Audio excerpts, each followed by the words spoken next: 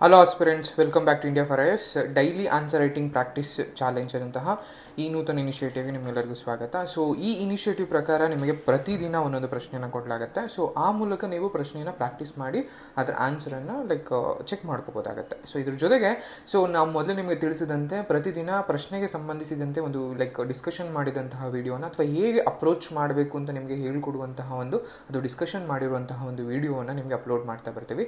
So ಅದರ ಭಾಗವಾಗಿ ಈ ಮೊದಲನೇ ದಿನದ ಒಂದು ವಿಡಿಯೋನ ನಿಮಗೆ ಅಪ್ಲೋಡ್ ಮಾಡ್ತಾ ಇದ್ದೀವಿ.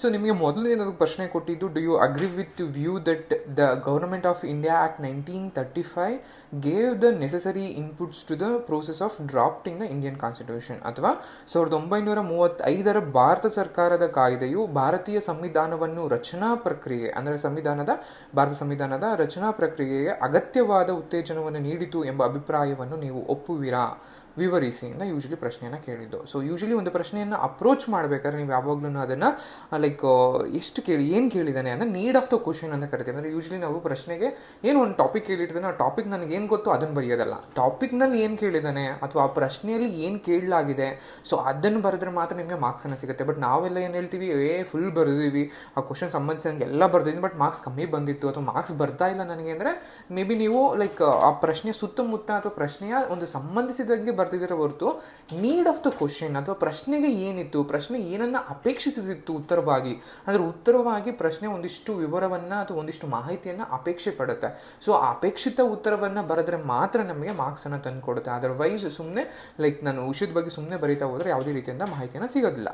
ಸೊ ನನಗಿಲ್ಲಿ ಪ್ರಶ್ನೆ ಕೇಳಿರೋದು ಅಂಥದ್ದು ಯೂಶಲಿ ಸ್ಟೇಟ್ಮೆಂಟ್ ಥರ ಇರುತ್ತೆ, ಅದು ಇನ್ನೂ ಎಲ್ಲ ರೀತಿಯಲ್ಲೂ ಕ್ವಶನ್ ಇರುತ್ತೆ. ಸೊ ಕ್ವಶನ್ ನಾವು ಮೊದಲು ಕ್ಲೀನಾಗಿ ಅರ್ಥ ಮಾಡ್ಕೋಬೇಕು. ಯಾವಾಗಲೂ ಪ್ರಶ್ನೆಯನ್ನು 1 ಅಥವಾ 2 ಬಾರಿ ಫಸ್ಟ್ ನಾವು ಓದಿ ಅರ್ಥ ಮಾಡಿಕೊಂಡು ಆ ನಂತರದಲ್ಲಿ ನಾವು ಅದನ್ನು ಬರೆಯೋದಕ್ಕೆ ಶುರು ಮಾಡಬೇಕು. ನಾವೇನು ಮಾಡ್ತೀವಿ, ಯಾವಾಗಲೂ ಒಂದ್ಸಲಿ ಓದ್ತೀವಿ ಅಂದರೆ ಟೈಮ್ ಇಲ್ಲ, ಅದು ಟೈಮ್ ಅಡ್ಜಸ್ಟ್ ಆಯಿತು ಅಂದ್ಬಿಟ್ಟು ಏನು ಮಾಡ್ತೀವಿ, ನಾವು ಒಂದು ಸಲ ಓದಿದ ತಕ್ಷಣ ಬರೆಯೋದಕ್ಕೆ ಶುರು ಮಾಡಿಬಿಡ್ತೀವಿ. ಸೊ ಅದು ಮಾಡುವಂಥ ತಪ್ಪು.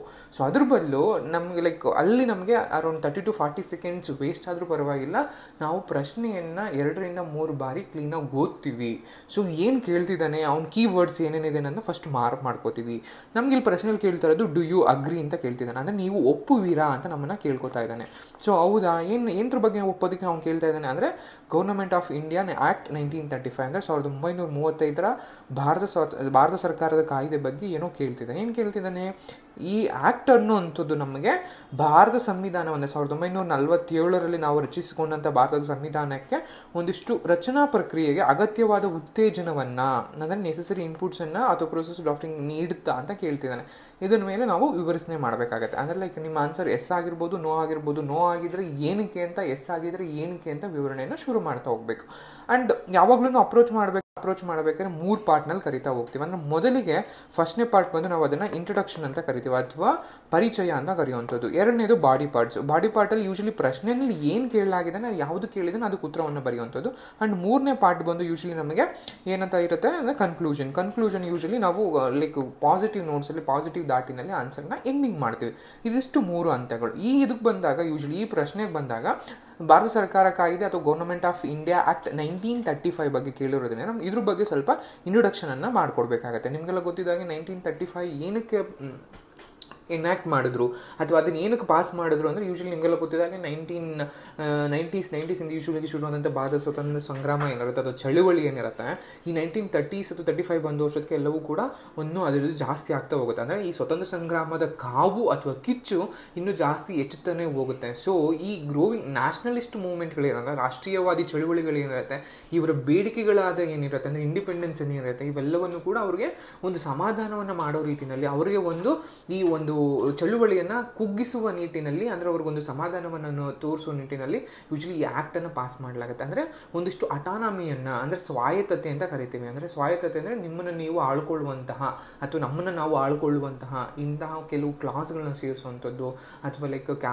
ಅಂದರೆ ವಿಧಾನಸಭೆಗಳು ವಿಧಾನ ಪರಿಷತ್ತನ್ನು ಇದು ಮಾಡುವಂಥದ್ದು, ಈ ರೀತಿ ಅಂದರೆ ಕೆಲವು ಇದು ಮಾಡೋದ್ರಿಂದಾಗಿ ಈ ಒಂದು ಚಳುವಳಿಯನ್ನು ಕುಗ್ಗಿಸ್ಬೋದು, ಕಮ್ಮಿ ಮಾಡ್ಬೋದು ಅಂತ ಥಾಟಲ್ಲಿ ಇಟ್ಕೊಂಡು ಯೂಶಲಿ ಈ ಆ್ಯಕ್ಟನ್ನು ನಮಗೆ ಯೂಶಲಿ ಪಾಸ್ ಮಾಡ್ತಾ ಬರ್ತಾರೆ. ಸೊ ಅದರಿಂದಾಗಿ ಮೊದಲಿಗೆ ಈ 1935 ಆ್ಯಕ್ಟ್ ಬಗ್ಗೆ ಬರಿಬೇಕಾಗತ್ತೆ ನೀವು. ಆ್ಯಂಡ್ ಈ ಪೀಠಿಕೆನಲ್ಲಿ ಅಥವಾ ಇಂಟ್ರೊಡಕ್ಷನಲ್ಲಿ ನೀವು ಶುರು ಮಾಡ್ತಾ 1935 act it's like important act in the history of India. ಅಂದರೆ ಭಾರತದ ಇತಿಹಾಸದಲ್ಲಿ ಈ ಒಂದು 1935 ಕಾಯ್ದೆ ಮಹತ್ವದ ಕಾಯ್ದೆ ಅನ್ನೋ ರೀತಿಯಲ್ಲಿ ಶುರು ಮಾಡಿಕೊಂಡು, ಆ ದಾಟಿನಲ್ಲಿ ಶುರು ಮಾಡಿಕೊಂಡು, ಸೊ ಇಂದಿನ ಕೆಲವು ಬಂದಂತಹ ಆ್ಯಕ್ಟ್ಗಳಾಗಿರ್ಬೋದು, ಅದರ ಜೊತೆಗೆ ರೌಂಡ್ ಟೇಬಲ್ ಕಾನ್ಫರೆನ್ಸ್ ಅಂತ ಕರಿತೀವಿ, ದುಂಡು ಮೇಜಿನ ಸಭೆಗಳು ಅಂತ ಕರಿತೀವಿ. ಸೊ ಈ ದುಂಡು ಮೇಜಿನ ಸಭೆಗಳು ಒಟ್ಟಾರೆ 3 ನಡೆಯುತ್ತೆ, 3 ಕೂಡ ಇಂಗ್ಲೆಂಡಲ್ಲಿ ನಡೆಯುತ್ತೆ.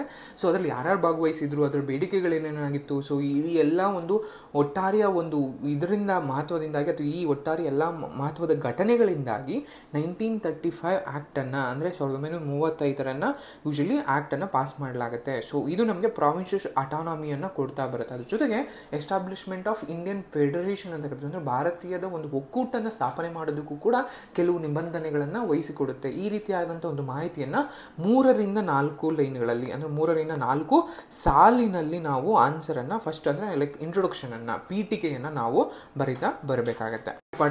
ಬಾಡಿ ಪಾರ್ಟ್ ಬಂದಾಗ ಏನು ಬರೀಬೇಕು? ಬಾಡಿ ಪಾರ್ಟ್ ಬಂದಾಗ ಯೂಶಲಿ ನಾವು ಮಹತ್ವದ ಘಟನೆಗಳು ಏನೇನು ನಡೀತು ಅಂದರೆ ಯೂಶಲಿ ನಮ್ಮ ಈ ಡ್ರಾಫ್ಟಿಂಗ್ ಕಮಿಟಿ ಏನು ಕೇಳ್ತಾ ಅಂದರೆ ಡ್ರಾಫ್ಟಿಂಗ್ ಆಫ್ ಇಂಡಿಯನ್ ಕಾನ್ಸ್ಟಿಟ್ಯೂಷನ್, ಅದು ಭಾರತದ ಒಂದು ಸಂವಿಧಾನವನ್ನು ರಚನೆ ಮಾಡೋದಕ್ಕೆ ಇಂಬು ನೀಡ್ತಾ, ಉತ್ತೇಜನ ನೀಡ್ತಾ ಅಂದಾಗ ನಮ್ಗೆ ಆನ್ಸರ್ ಪ್ರಕಾರ 1935 ಯೂಶಲಿ ನೀವು ಎರವಲು ಎಲ್ಲೆಲ್ಲಿಂದ ಪಡ್ಕೊಂಡಿದ್ದೀವಿ ಅಂತ ನೋಡಿದಾಗಲೂ ಕೂಡ, ಅಂದರೆ ಎಲ್ಲಿಂದ ನಾವು ಬಾರೋ ಮಾಡ್ಕೊಂಡಿದ್ದೀವಿ ಜಾಸ್ತಿಯಿಂದನೂ ಕೂಡ 1935 ಆ್ಯಕ್ಟಿಂದಾನೇ ಅತಿ ಹೆಚ್ಚು ಅಂಶಗಳನ್ನು, ಅತಿ ಹೆಚ್ಚು ನಿಬಂಧನೆಗಳನ್ನು ನಮ್ಮ ಸಂವಿಧಾನ ಏನು ರಚನಾ ಸಭೆ ಇದೆ ಯೂಶಲಿ ಅಲ್ಲಿಂದ ಜಾಸ್ತಿ ಅದನ್ನು ಎರವಲನ್ನು ಪಡ್ಕೊಳ್ಳುತ್ತೆ, ಅಂದರೆ ಅಲ್ಲಿಂದ ಬಾರೋ ಮಾಡ್ಕೊಳ್ಳುತ್ತೆ.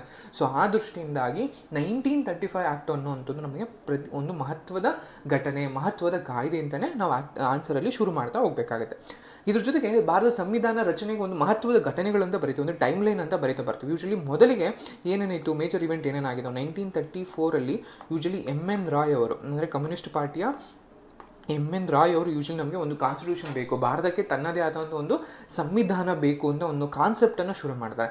ಆ ಕಾನ್ಸೆಪ್ಟಿಂದ ಶುರು ಮಾಡ್ಕೊಂಡಿದ್ದು 1935 ಇಂಡಿಯನ್ ನ್ಯಾಷನಲ್ ಕಾಂಗ್ರೆಸ್ ಕೂಡ ಒಂದು ಈ ರೀತಿ ಆದಂಥ ಒಂದು ಬೇಡಿಕೆಯನ್ನು ಇಡೋದಕ್ಕೆ ಶುರು ಮಾಡುತ್ತೆ. ಸೊ ಅಲ್ಲಿಂದ ಆಚೆಗೆ ಲೈಕ್ 1935 ಏನಾಗಿರ್ಬೋದು, ಅಥವಾ like usually Jawaharlal Nehru like behalf of Indian national Congress demanded that constitution assembly consist of Indians only, ಅಂದರೆ ನಾವೇನು ಕಾನ್ಸ್ಟಿಟ್ಯೂಷನ್ ಅಸೆಂಬ್ಲಿ ಇರುತ್ತೆ, ಅಂದರೆ ಭಾರತೀಯ ಒಂದು ಸಂವಿಧಾನ ಸಭೆ ಏನು ರಚನಾ ಸಭೆ ಇರುತ್ತೆ ಅದು ಕೇವಲ ಭಾರತೀಯರು ಮಾತ್ರ ಕೂಡಿರಬೇಕಾಗತ್ತೆ ಅಂತಲೂ ಕೂಡ ಜವಾಹರ್ಲಾಲ್ ನೆಹರು INCಯ ಪರವಾಗಿ ಅಥವಾ ಇಂಡಿಯನ್ ನ್ಯಾಷನಲ್ ಕಾಂಗ್ರೆಸ್ಸಿನ ಅಥವಾ ಭಾರತೀಯ ಒಂದು ಕಾಂಗ್ರೆಸ್ನ ಪರವಾಗಿ ಯೂಶಲಿ ನಿಮಗೆ ಇದನ್ನ ಮಾಡ್ತಾ ಬರ್ತಾರೆ. And 1940s usually accepted this demand for August offer ಅಂತ ಕರೀತಾರೆ. ಆಗಸ್ಟ್ ಆಫರ್ ಮೂಲಕ ಭಾರತ ಸಂವಿಧಾನ ಸಭೆಯಲ್ಲಿ ಕೇವಲ ಭಾರತೀಯರನ್ನೇ ಇರೋ ಹಾಗೆ ರೀತಿಯಲ್ಲಿ ಇದನ್ನು ಒಪ್ಕೊಳ್ತಾ ಬರುತ್ತೆ. ಅದ್ರ ಜೊತೆಗೆ ಕ್ವಿಟ್ ಇಂಡಿಯಾ ಮೂವ್ಮೆಂಟ್ 1942 ಆಗಿರ್ಬೋದು, ಅಥವಾ ಕ್ರಿಪ್ಸ್ ಮಿಷನ್ ಆಗಿರ್ಬೋದು, ಅಥವಾ ಫಾರ್ಮೇಷನ್ ಆಫ್ ಕಾನ್ಸ್ಟಿಟ್ಯೂಷನ್ ಅಸೆಂಬ್ಲಿ ಮಾಡ್ತೀವಿ ಅಂತ ಯೂಶಲಿ ಅದು ಒಪ್ಕೊಳ್ಳುವಂಥದ್ದು. ಆ್ಯಂಡ್ 1946 ಕೊನೆಯದಾಗಿ ಕ್ಯಾಬಿನೆಟ್ ಮಿಷನ್ ನಿಮ್ಗೆ ಏನು ಮಾಡುತ್ತೆ, ಕಾನ್ಸ್ಟಿಟ್ಯೂಷನ್ ಅಸೆಂಬ್ಲಿಯನ್ನು ಫಾರ್ಮ್ ಮಾಡುತ್ತೆ. ಅಂದರೆ ಭಾರತೀಯ ಸಂವಿಧಾನದ ಒಂದು ರಚನಾ ಸಭೆಯನ್ನು ಕ್ಯಾಬಿನೆಟ್ ಮಿಷನ್ ಅನ್ನೋದು 1946 ಬಂದಂಥ ಕ್ಯಾಬಿನೆಟ್ ಮಿಷನ್ ಅನ್ನೋದು ಯೂಶಲಿ ನಮಗೆ ಅದನ್ನು ಫಾರ್ಮ್ ಮಾಡ್ತಾ ಬರುತ್ತೆ. ಈ ಕಾನ್ಸ್ಟಿಟ್ಯೂಷನ್ ಅಸೆಂಬ್ಲಿ ಅನ್ನೋದು ಒಟ್ಟಾರೆ 389 ಸೀಟ್ಗಳನ್ನು ಹೊಂದಿರುತ್ತೆ, ಅಂದರೆ 380 ಸೀಟ್ಗಳನ್ನು ಹೊಂದಿರುತ್ತೆ. ಅದರಲ್ಲಿ 296 ಬ್ರಿಟಿಷ್ ಇಂಡಿಯಾದಿಂದ ತುಂಬಿದರೆ ಇನ್ನು ಮಿಕ್ಕಿದಂತಹ 93 ಸೀಟುಗಳನ್ನು ಪ್ರಿನ್ಸ್ಲಿ ಸ್ಟೇಟ್ಸ್ ಅಂತ ಕರಿತೀವಿ, ಅಂದರೆ ಅಥವಾ ರಾಜ್ಯರ ಆಳ್ವಿಕೆಯನ್ನು ಹೊಂದಿದ್ದಂತಹ ಪ್ರಾಂತ್ಯಗಳೇನಿದೋ ಅವನ್ನ ಯೂಶಲಿ ನಾವು ಇದು ಮಾಡ್ತಾ ಅದರಿಂದ ಆಯ್ಕೆ ಆಗಿರ್ತಾರೆ. ಸೊ 1946 ಮೊದಲಿಗೆ ಅಂದರೆ 1946 ಡಿಸೆಂಬರ್ 9ನೇ ತಾರೀಕು ಮೊದಲ ಬಾರಿಗೆ ಯೂಶಲಿ ಕಾನ್ಸ್ಟಿಟ್ಯೂಷನ್ ಅಸೆಂಬ್ಲಿಯನ್ನು ಒಂದು ಮೀಟಿಂಗನ್ನು ಶುರು ಆಗ್ತಾ ಹೋಗುತ್ತೆ. ಸೊ ನಿಮಗೆಲ್ಲ ಗೊತ್ತಿದ್ದಂಗೆ ಬೇಸಿಕ್ ಇನ್ಫಾರ್ಮೇಷನ್ ಇದೆ, ಸಚ್ಚಿದಾನಂದ ಸಿಂಧ ಮೊದಲಿಗೆ ಬಾರಿಗೆ ಅದನ್ನು ಪ್ರೆಸಿಡೆಂಟ್ ಆಗಿ ಆಯ್ಕೆ ಆಗ್ತಾ ಹೋಗ್ತಾರೆ. ಬಟ್ ಆ ನಂತರದಲ್ಲಿ ಡಾಕ್ಟರ್ ರಾಜೇಂದ್ರ ಪ್ರಸಾದ್ ಅವರು ಈ ರಚನಾ ಸಭೆಯ ಒಂದು ಪರ್ಮನೆಂಟ್ ಪ್ರೆಸಿಡೆಂಟ್ ಆಗಿ ಶುರು ಆಗ್ತಾರೆ. ಇದಕ್ಕೆ ವೈಸ್ ಪ್ರೆಸಿಡೆಂಟ್ ಬಂದು HC ಮುಖರ್ಜಿ ಅಂತ ಕರಿತೀವಿ. ಆ್ಯಂಡ್ ಕಾನ್ಸ್ಟಿಟ್ಯೂಷನಲ್ ಅಡ್ವೈಸರ್ ಬಂದು ನಮ್ಮದೇ ಕನ್ನಡಿಗರಾದಂತಹ BN ರಾವ್ ಅವರಾಗಿರ್ಬೋದು. ಅದ್ರ ಜೊತೆಗೆ 1946 ಯೂಶಲಿ ನಿಮಗೆ ಅದು ಯಾವಾಗ ಅಂದರೆ ಯೂಶಲಿ 13th ಡಿಸೆಂಬರಲ್ಲಿ ನಮಗೆ ಅದು 13ನೇ ಡಿಸೆಂಬರ್ನೊಂದು ಯೂಶಲಿ ಆಬ್ಜೆಕ್ಟಿವ್ ಆಫ್ ರೆಸೊಲ್ಯೂಷನ್ ಅಂತ ಶುರು ಮಾಡಿದ್ರೆ ಜವಾಹರ್ಲಾಲ್ ನೆಹರು ಅವರು ಧ್ಯೇಯಗಳ ನಿರ್ಣಯ ಅಂತ ಕರಿತೀವಿ ಕನ್ನಡದಲ್ಲಿ, ಅಥವಾ ಇಂಗ್ಲೀಷ್ನಲ್ಲಿ ಆಬ್ಜೆಕ್ಟಿವ್ ರೆಸೊಲ್ಯೂಷನ್ ಅನ್ನೋ ಒಂದು ಪಾಸ್ ಮಾಡ್ತಾ ಬರ್ತಾರೆ. ಸೊ ಆ ಮೂಲಕ ನಮ್ಮ ಕಾನ್ಸ್ಟಿಟ್ಯೂಷನ್ ಅನ್ನೋದು ಏನಿರಬೇಕು, ನಮ್ಮ ಕಾನ್ಸ್ಟಿಟ್ಯೂಷನ್ಗೆ ಗುರಿ ಮತ್ತು ಗೊತ್ತುಗಳು ಏನೇನು, ಸೊ ಈ ಒಂದು ಆಬ್ಜೆಕ್ಟಿವ್ ಆಫ್ ರೆಸೊಲ್ಯೂಷನ್ ಮೇಲೆ ಯೂಶಲಿ ನಮ್ಮ ಕಾನ್ಸ್ಟಿಟ್ಯೂಷನ್ ಅನ್ನು ಫಾರ್ಮ್ ಮಾಡ್ಲಾಗ್ತಾ ಬರುತ್ತೆ. ಸೊ ಅದ್ರ ಜೊತೆಗೆ ಕಾನ್ಸ್ಟಿಟ್ಯೂಷನ್ ವಾಸ್ ಲೈಕ್ ನಿಮಗೆ ಡ್ರಾಫ್ಟಿಂಗ್ ಕಮಿಟಿಯ ಮೆಂಬರ್ ಬಂದು ನಿಮಗೆ ಅಂಬೇಡ್ಕರ್ ಆಗಿರ್ತಾರೆ. ಸೊ ಇಷ್ಟೆಲ್ಲ ಇದು ಬೇಸಿಕ್ ಆಗಿ ಇದು ಇನ್ಫಾರ್ಮೇಷನ್ನು. ನವೆಂಬರ್ 1949 ಅಂದರೆ ನವೆಂಬರ್ 1949 ಕಾನ್ಸ್ಟಿಟ್ಯೂಷನನ್ನು ಯೂಶಲಿ ನಾವು ಇದು ಮಾಡಲಾಗುತ್ತೆ. ಬಟ್ ಅದನ್ನು ಲೈಕ್ ಇಂಪ್ಲಿಮೆಂಟ್ ಮಾಡುವಂಥದ್ದು ಜನವರಿ 26, 1950 ಇದು ನಮಗೆ ಕಾರ್ಯಪ್ರವೃತ್ತವಾಗ್ತಾ ಹೋಗುತ್ತೆ. ಸೊ ಇದ್ರ ಜೊತೆಗೆ ನಮಗೆ ಬೇಸಿಕ್ ಈಜನ್ನು ಇಷ್ಟು ನಿಮಗೆ ಇದು ಮಾಡ್ತಾ ಬರುವಂಥದ್ದು, ಅಂದರೆ ಏನೇನೆಲ್ಲ ಆಯಿತು, ಸೊ ಏನೇನು ಮಾಡ್ದೋ ಈ ಇದರಿಂದಾಗಿ ಅಂತ ನಿಮ್ಗೆ ಯೂಶಲಿ ಮಾಡ್ತಾ ಬರುವಂಥದ್ದು. ಸೊ ಪ್ರಚೋದನೆ ನೀಡಿದಂಥ ಅಂಶಗಳು ಯಾವ್ಯಾವು ಕಾನ್ಸ್ಟಿಟ್ಯೂಷನ್ಗೆ ಅಂತ. ಅದಾದ ನಂತರದಲ್ಲಿ ಸೊ ಯಾವೆಲ್ಲ ಈ ಅಂಶಗಳು ಅಂದರೆ 1935 ಒಂದು ಆ್ಯಕ್ಟನ್ನು ಯಾವೆಲ್ಲ ಅಂಶಗಳು ಅಥವಾ ಯಾವೆಲ್ಲ ಒಂದು ನಿಬಂಧನೆಗಳು 1947 ನಮಗೆ ನಾವು ರಚಿಸಿಕೊಂಡಂತಹ ಒಂದು ಸಂವಿಧಾನದಲ್ಲಿ ಯಾವೆಲ್ಲ ಅಂಶಗಳಿದೆ ಅನ್ನೋದು ಕೂಡ ನೀವು ಕೆಲವನ್ನ ಮೆನ್ಷನ್ ಮಾಡ್ತಾ ಬರಬೇಕಾಗತ್ತೆ. ಸೊ ಅದರಲ್ಲಿ ಆಲ್ ಇಂಡಿಯಾ ಫೆಡರೇಷನ್ ಆಗಿರ್ಬೋದು, ಅದ್ರ ಬೇಸಿಸ್ ಮೇಲೆ ನಾವು ಭಾರತ ಒಕ್ಕೂಟ ಅಂತ ಕರಿತೀವಿ. ಅಂದರೆ ಯೂಶಲಿ ನಮಗೆ ಅದನ್ನು ಯೂನಿಯನ್ ಅಂತ ನಾವು ಕರ್ಕೊಳ್ಳುವಂಥದ್ದು. ಸೊ ಅದರಿಂದಾಗಿ ಆಲ್ ಇಂಡಿಯಾ ಫೆಡರೇಷನ್ ಕಾನ್ಸೆಪ್ಟ್ ಆಗಿರ್ಬೋದು ಅಥವಾ federal structure of present constitution ಏನಿದೆ ಅದು ನಮಗೆ 1935 ಒಂದು ನಮ್ಗೆ ಅದರಿಂದ ಬಂದಿರುವಂಥದ್ದು. ಆ್ಯಂಡ್ ಲೈಕ್ ಪ್ರಿಯಾಂಬಲ್ ಆಗಿರ್ಬೋದು, soul of constitution and was inspired from it. ಅಂದರೆ ಯೂಶಲಿ ನಮಗೆ ಈ ಒಂದು ಲೈಕ್ ಪ್ರಿಯಾಂಬಲ್ ಏನಿದೆ ಇದೆಲ್ಲವೂ ಕೂಡ ನಮಗೆ 1935 ಒಂದು ಇದರಿಂದ ಬಂದಿರುವಂಥದ್ದು. ಅಂದರೆ ಫೆಡರಲ್ ಪ್ರಾವಿನ್ಷಿಯಲ್ ಕರೆಂಟ್ ಲಿಸ್ಟ್ಗಳು, ಅಂದರೆ ಯೂಶಲಿ ಸಮವರ್ತಿ ಪಟ್ಟಿಗಳಿಂದ ಕರಿತೀವಿ, ಕೇಂದ್ರ ಪಟ್ಟಿ, ರಾಜ್ಯ ಪಟ್ಟಿ, ಸಮವರ್ತಿ ಪಟ್ಟಿ ಅಂತ ಏನು ಕರಿತೀವಿ, ಇವೆಲ್ಲವೂ ಕೂಡ ನಮಗೆ ಅಲ್ಲಿಂದ ತೆಗೆದುಕೊಂಡಿರುವಂಥದ್ದು. ಅಂದರೆ 1935 ಬಂದಿರುವಂಥದ್ದು. ಆ್ಯಂಡ್ ಪೋಸ್ಟ್ ಆಫ್ ಗವರ್ನರ್ ಇರ್ಬೋದು ಅಥವಾ like usually public service commission ಆಗಿರ್ಬೋದು, ಅಂದರೆ ಯೂನಿಯನ್ ಪಬ್ಲಿಕ್ ಕಮಿಷನ್ ಆಗಿರ್ಬೋದು, ರಿಸರ್ವ್ ಬ್ಯಾಂಕ್ ಆಗಿರ್ಬೋದು, ಎಮರ್ಜೆನ್ಸಿ ಪ್ರಾವಿಷನ್ಸು ಅಥವಾ ಫೆಡರಲ್ ಕೋರ್ಟ್ಗಳು, ಅಂದರೆ ಸುಪ್ರೀಂ ಕೋರ್ಟ್ ಅಂತ ನಾವು ಇವತ್ತೇನು ಕರಿತೀವಿ, ಸಂಯುಕ್ತ ವ್ಯವಸ್ಥೆಯ ಒಂದು ಕೋರ್ಟ್ಗಳು ಅಂತ ಏನು ಕರಿತೀವಿ ಯೂಶಲಿ, ಇವನ್ನೆಲ್ಲವನ್ನು ಕೂಡ 1935 ಆ್ಯಕ್ಟಿಂದ ನಾವು ಯೂಶಲಿ ಇದು ಮಾಡಲಾಗಿದೆ. ಆ್ಯಂಡ್ 1935 ನೀಡಲಾದಂಥ ಲಿಮಿಟೆಡ್ ಫ್ರಾಂಚೈಸಿ ಅಂತ ಕರಿತೀವಿ, ಅಂದರೆ ಸೀಮಿತವಾದಂಥ ಮತದಾನವನ್ನು 1947 ನಮ್ಮ ಕಾನ್ಸ್ಟಿಟ್ಯೂಷನಲ್ಲಿ ಏನಿದೆ ಇಲ್ಲಿಯವರೆಗೆ ಎಲ್ಲರಿಗೂ ಕೂಡ ಅದನ್ನು ಸಾರ್ವತ್ರಿಕವಾಗಿ ಗೊಳಿಸಲಾಗುತ್ತೆ. ಅಂದರೆ ಪ್ರತಿಯೊಬ್ಬರಿಗೂ ಇರ್ರೆಸ್ಪೆಕ್ಟಿವ್ ಆಫ್ ಕ್ಯಾಸ್ಟ್, ರಿಲಿಜಿಯನ್ನು, ಜೆಂಡರ್ ಅಥವಾ place of birth anything, every one. ಅಂದರೆ ಯೂಶಲಿ 21 ವರ್ಷಕ್ಕಿಂತ ಆಗ ಅಂದರೆ ಕಾನ್ಸ್ಟಿಟ್ಯೂಷನ್ ಫಾರ್ಮ್ ಆದಾಗ ಯೂಶಲಿ ಅದು 21 ವರ್ಷಕ್ಕಿಂತ ಮೇಲ್ಪಟ್ಟವರು ಎಲ್ಲರೂ ಕೂಡ ಮತದಾನವನ್ನು ಮಾಡುವ ಹಕ್ಕನ್ನು ಹೊಂದಿರ್ತಾರೆ.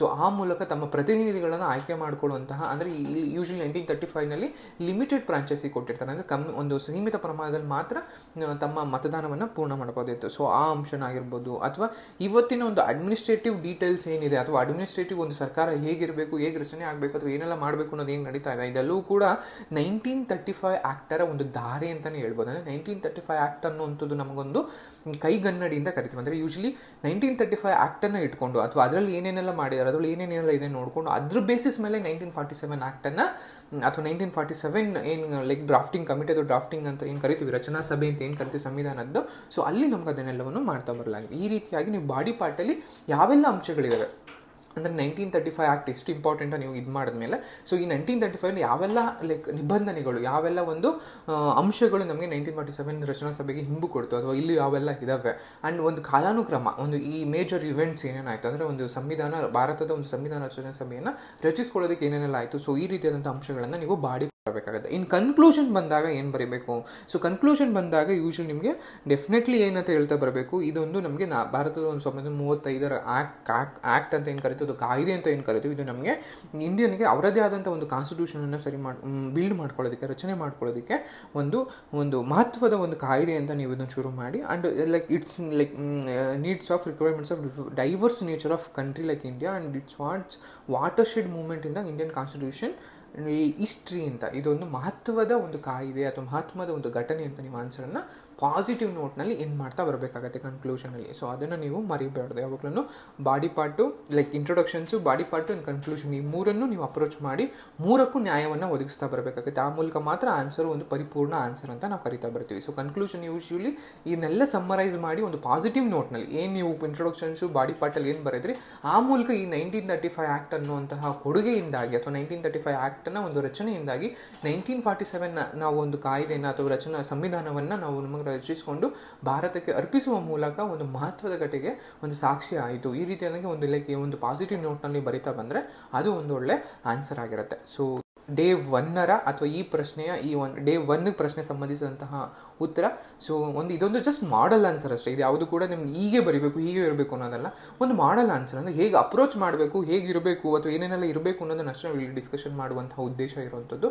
ಸೊ ನೀವು ಇದಕ್ಕೆ ಏನಾದರೂ ಎಷ್ಟು ಆ್ಯಡ್ ಮಾಡೋಂಗಿದ್ರೆ ಆ್ಯಡ್ ಮಾಡ್ಬೋದು, ಅಥವಾ ಏನಾದರೂ ಕೋಟ್ ಮಾಡೋಂಗಿದ್ರೆ ಕೋಟ್ ಮಾಡ್ಕೋಬೋದು.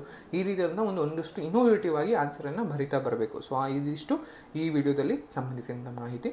ಸೊ ಈ ನಿಮಗೆ ಇನಿಷಿಯೇಟಿವ್ ನಿಮ್ಗೆ ಇಷ್ಟ ಇದೆ ಅಂತ ಭಾವಿಸ್ತಾ ಇಲ್ಲಿಗೆ ಈ ವಿಡಿಯೋನ ಎಂಡ್ ಮಾಡ್ತಾ ಇದ್ದೀನಿ. Thank you.